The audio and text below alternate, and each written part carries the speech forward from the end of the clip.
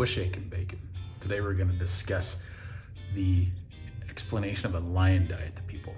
Most people won't get it, and everybody suddenly becomes a nutritional consultant, even though you might have been doing, like myself, a horrible way of eating for years and years and years.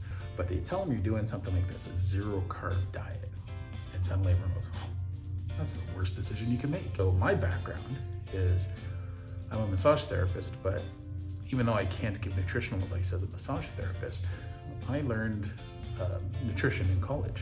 And it was about I think a 5-month course. And I got 99% in that. That was one of my best courses in college. And I really grasped that information really well. And it's something that really got reinforced when I went into practice. I worked with a naturopathic doctor in an office with another 3 naturopathic doctors, so they're always talking nutrition. So it was really reinforced. And I also learned more so how to apply nutrition, not just what I learned in college, learning the anatomy of nutrition and maybe some of the physiology and a little bit of the pathology with nutritional deficiencies. But I really learned a lot more just from going to all the lectures and listening to all the lectures these naturopaths were doing. So I have a pretty solid foundation, and there's always more I can learn. But most importantly, I've also kept up with it in my own personal study through the years. And when you look at any diet, someone wants to lose weight, you can pick almost any diet, spin the wheel, and you're gonna look and see anyone you land on is gonna be lower carb.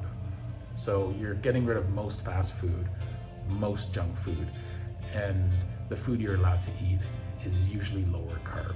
But the minute you tell them you plan on doing it for long term, they'll go, oh, that's horrible. And even if they're not saying anything to you, inside they're thinking, that sounds batty. You're just eating meat. You've cut out fruits and vegetables too. Because even when you explain to people, I just eat meat, one of the first questions you get is, well, how many vegetables do you get? How much fruit do you get in your diet? And I always end up saying, no, there is no fruit, there's no vegetables, it's just meat. And the lion diet being more extreme is just ruminant animals. So I'm sticking with beef and lamb. And that sounds even more extreme to people, which it is, I get it. People will always fall back to thinking it's not healthy to do. They're leading on a false and faulty theory that meat is bad for you. There's lots of studies as of late in the last 5 years that show meat isn't bad for you.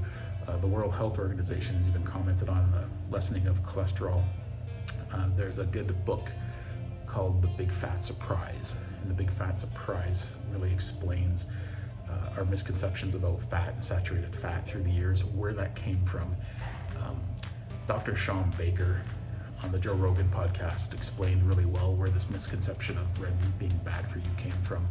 That was episode 1050. You can find it on Spotify. So I recommend doing some of your own research. People will always worry about nutritional deficiencies. If you do something like that, well, you're cutting out certain vitamins and supplements that you're going to need that you're not getting from your food. Turns out there's people who have been doing this for 10, 15, 20 years, some getting up to the 25-year mark.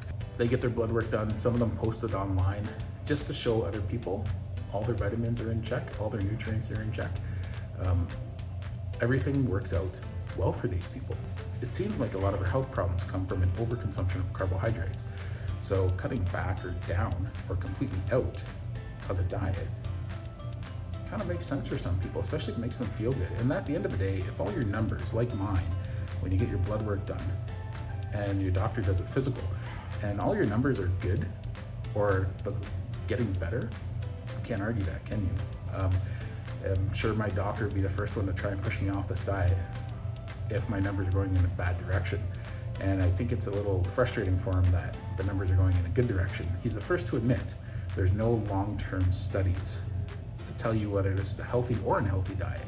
Most doctors won't even go that far, or nutritional consultants, because somebody tells you it's unhealthy, you can always turn around and say, show me one study that says it's unhealthy. Just one, because it doesn't exist. There's been no studies to talk about or stress the importance or the benefits or negatives of a carnivore diet. So there's one that's starting to get underway soon that Dr. Sean Baker is trying to get going. But studies are expensive and you want it to be a high quality study. So even then it's going to get scrutinized, I'm sure. There's been lots of misconceptions through the years from people thinking that meat backs up in your intestines, you get colon cancer, heart disease, shortened lifespan, and it turns out all that information, when you actually research it, is misleading and false. And it was based on weak epidemiology science. So we want good quality science, and there's been some good studies that have come out in the last few years. One from McMaster University,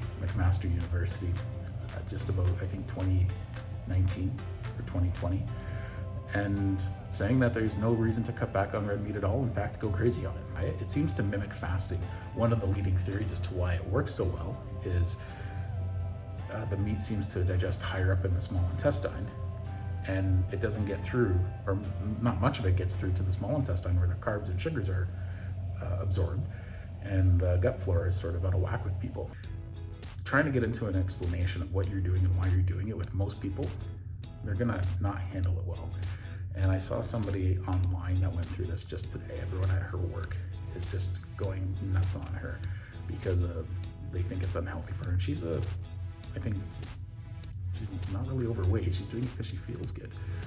But everyone's got their opinion. Everyone becomes a nutritional consultant. Almost everyone. I realized probably about 2 years ago with this to stop debating with people. I feel confident in my knowledge base with this to hold a conversation with anyone. So I don't mind talking to people about it. But if you don't have a strong foundation in what you're doing, if you embark something like this and you're talking about it with people, you're gonna get a lot of criticism, negative criticism. So a decent person will sit and go, well, that's intriguing. I'd like to learn more about that. Here's some of my concerns, but I'd like to learn more about that. You know you're talking to somebody closed-minded when they just tell you every reason why you shouldn't do it. Education or not, there's no reason to not do this because there's no studies saying that it's dangerous. And when you see all the anecdotal evidence of thousands of people across the world who are doing this and getting health benefits from it, and then you put it into practice for a short window of time, and your own numbers get better and you're getting healthier, well, how can you argue with that? You can't, right? So my doctor does point out every time there's no long-term studies, so you have to be really cautious about what you're doing. And I'll always say back to him, like, we do know the long-term consequences of the road I was going down. That was guaranteed negative. That was a bad road. This, all my numbers are looking good. What's the problem? Why are you trying to talk me out of something that's working for me? His argument at that point would be sustainability. I've been doing this for 10 months now. Not many carnivores, long-term carnivores, just started doing this. Most of them, it took a while before they got to this point. On and off, or playing with different foods, introducing certain foods and taking them back out of their diet for a while before they got to the point where they got very strict with it, because they found they just feel the best when they're strict. So my advice is explain to people who are interested, and when you see people are asking questions and you don't want to hear the answers, don't even bother. Don't even bother. I learned that about 2 years ago when I was talking to some people about it, and they just don't want to hear the answers. They just want to debate. And I finally realized after a while, why am I debating with someone who has virtually zero education or understanding of nutrition? When I feel very confident in the knowledge base that I have. Why? If they want to ask questions to learn, that's different. But if they just want to ask questions because they want to try and contradict you, don't even enter a conversation like that. So it's best to just explain to people, you're just doing an elimination diet. And most people, surprisingly, are okay with that. It's the exact same outcome. You're telling them you're doing just red meat, but when someone hears it's an elimination diet, they're okay with that somehow. So that way when they're offering you food or drink and you can't eat it, it's an easy way to explain to those people, no, thanks, I'm just doing this elimination diet. But tell them, yeah, I'm gonna do it for a month. I'm gonna do it for 2 months. I'm just doing it to see how I feel. And at that point, most people will be more intrigued when they see it's a lifestyle choice. That's where they're gonna start turning around and trying to talk you out of it. Meanwhile, they're okay if you're sitting there drinking alcohol, eating the ice cream cake at the end of the dinner party, having desserts, eating all sorts of greasy, fried foods cooked in vegetable oils that are carcinogenic. They're okay with that. You're having lots of carbs and bread. Everyone's okay with that. But when you cut out that stuff, they don't know what to do. And it's foreign to them. So automatically their back goes up. So you have to appreciate that. It does sound really weird. You know, you're only eating meat. But it's all how you explain it to people. So most people, I wouldn't bother explaining it unless you have a really good foundation of knowledge in something like this. You've done a lot of legwork and research. As far as developing any nutritional deficiencies goes, it takes months to years to develop a nutritional deficiency. Years. And if you're doing something like this for months and it doesn't agree with you, maybe you should stop or reassess how you're doing it. It's not for everybody. It's for most people, but it's not for everyone. You can always fall back on some basics, that it's a nutritionally dense food. You know, I've had a lot of good conversations about this, most of them good, some of them with people who thought they knew quite a bit or knew better with no practical experience. There's two ways to understand something: do your research and also putting it into practice yourself. So I want to have conversations with people who've done both before they can criticize anything. It doesn't matter if it's a carnivore diet or walking 10 miles to work every day. Talk to the people and appreciate the people who've researched it and done it. One's university, one's college. Some things don't make sense on paper, but when you do it, it makes sense.